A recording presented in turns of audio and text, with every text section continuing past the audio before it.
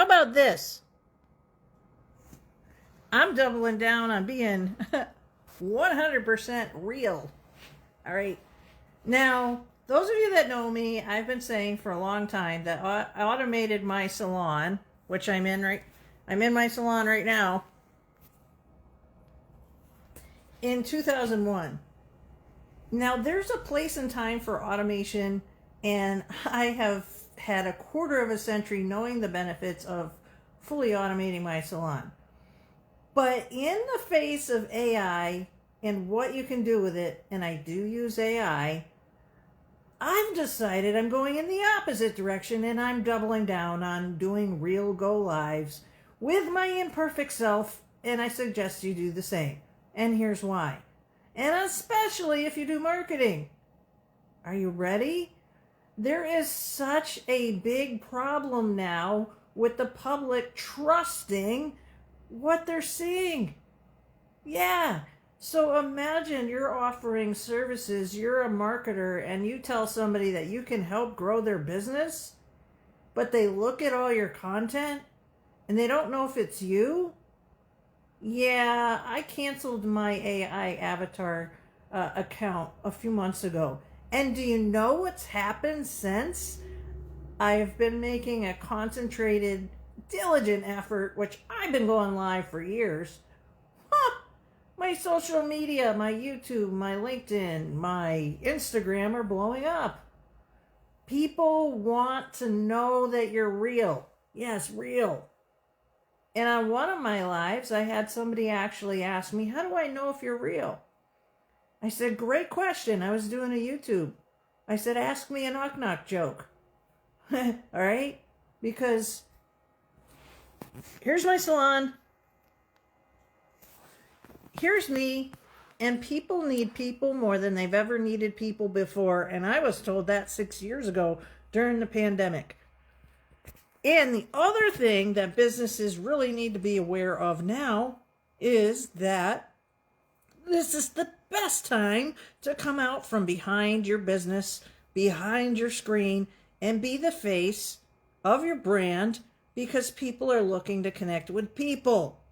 Even if you are the best AI marketer. And like I said, I like to use AI. But I happen to own a brick and mortar business. A few of them, actually. A couple of them.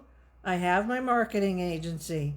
I have my affiliate stuff that I do. I have my YouTube. And I have my hair salon. And especially if you own a physical business where you're providing services, like my husband fixes cars. You know, the AI is just, at this point, I gotta tell you that, like, I'm looking at my other marketer colleagues' Facebook pages, and, you know, I'm gonna say something that might cause a little bit of a problem. I think that some of us in marketing and are doing a disservice by diving in so deep with Sora and all the stuff to make the fake movies and all that. You know why? Because I'm looking at some of my marketing colleagues going up. I can tell that's not real.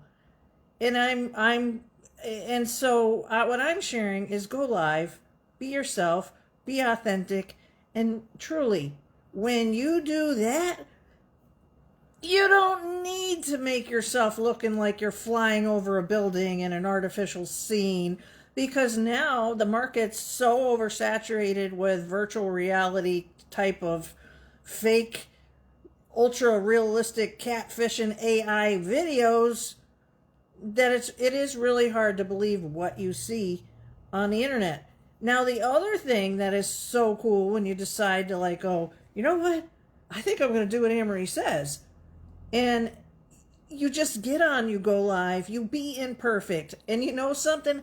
It's the imperfection that will win people over versus a highly polished, extremely, what would you say, edited video. Because, you know something? People are imperfect. And if you own a business, people want to do business with real people. Hey, hi, Martin. And so that's why I'm coming on so much lately. I have been growing a YouTube channel. But the other thing that happened 5 weeks ago, my husband of all things said he wanted to start a YouTube channel. He's a mechanic, but he also has a weight loss story. So he's not a marketer. He fixes cars. And he lost 75 pounds and he's kept it off for 5 years. So he's like, I don't know how to do this YouTube thing. Can you help me? I said, yeah, here's my advice. Are you ready? Be real. Be authentic. Be imperfect. Don't get preachy. And that was my advice to him. So that's what I can tell you is that, like, if you've got something that works really well for you, just share it.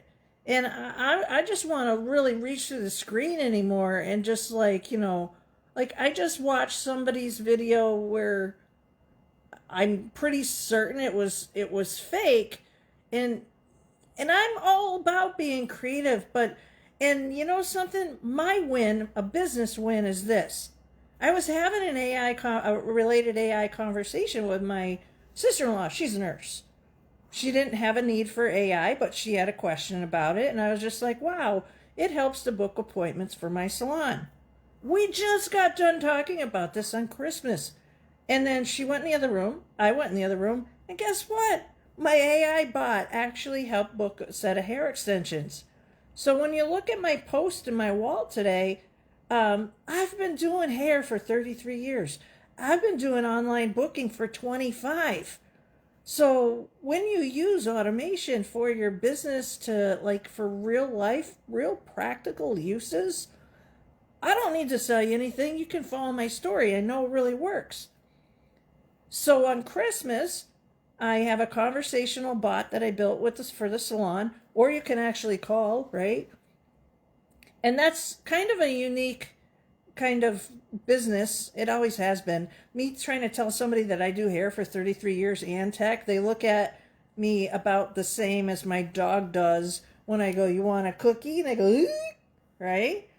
But that's what I've been doing my whole entire career.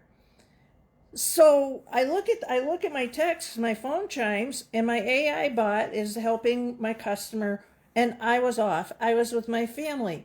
And that is the point about AI, is that it can help you after hours for your local business. And then today, here's my win. Here's my win. She came in. We had a real conversation. I charged for my consultations. I have charged for a salon consultation for 25 years. My current rate's $250 for the consultation. She booked. And my process, just like I actually put it in my comments of my previous post, is there's usually a long form they have to fill out. And I've tested short form versus long form. And after I crunched a lot of data over the last couple of years, it's always my long form that has always converted. And the other thing is this. My work starts at like $3,500. It took me 20 years to get there. But this is where it's really, really, really cool today.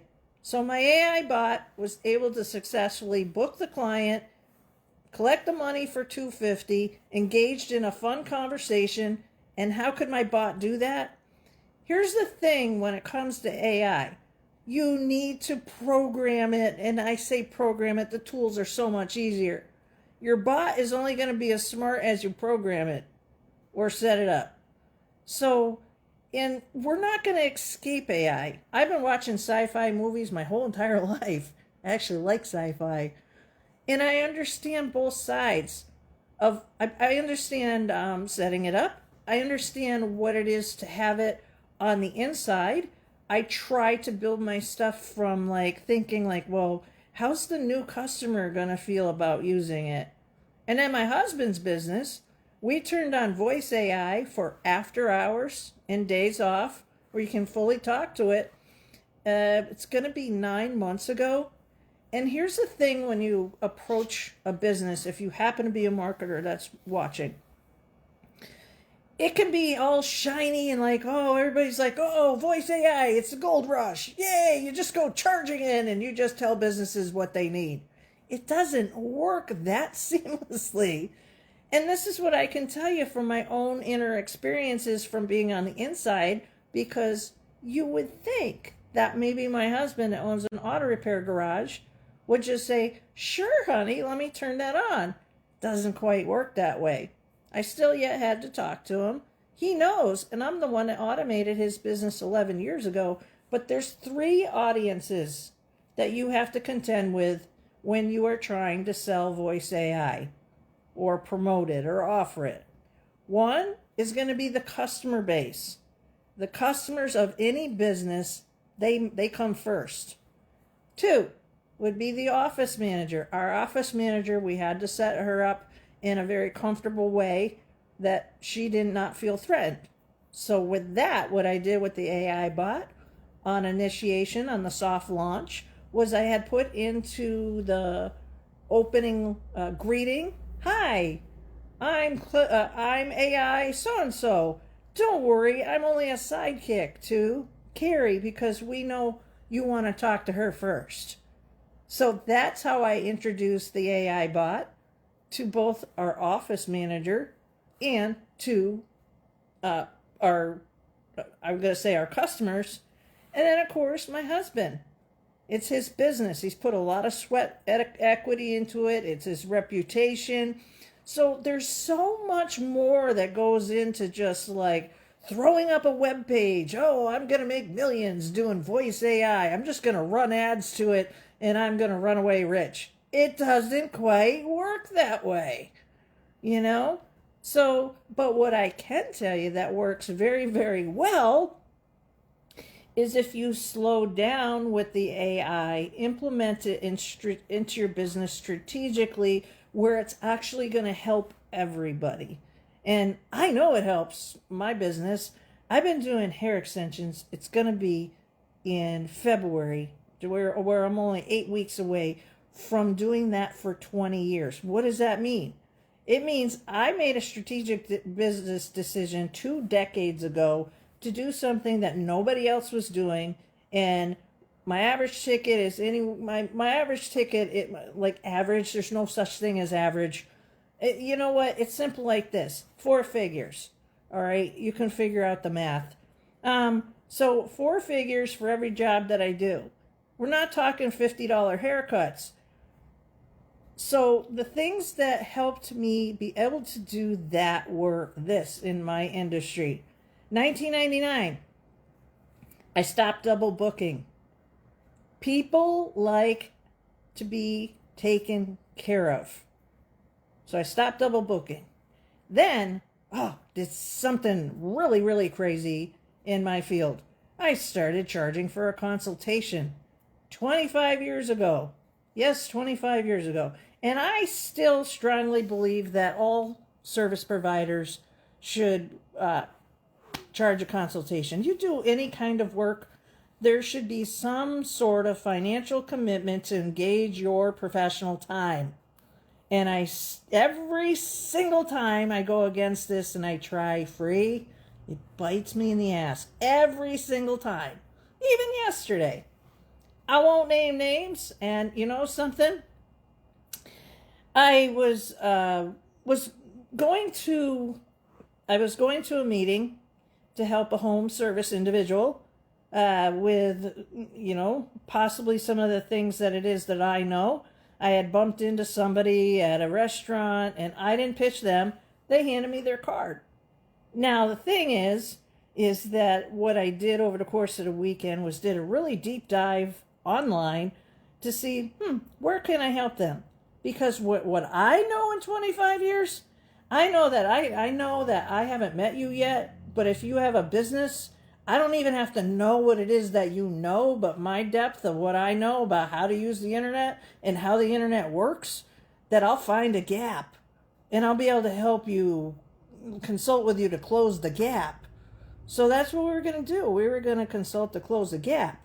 Now, the big gap that they had on Google, Yahoo, and Bing, all 3, is that the AEO, not SEO, but the Ask Engine Optimization. What is that? It's a big fancy words for what the internet has to say about you and your business.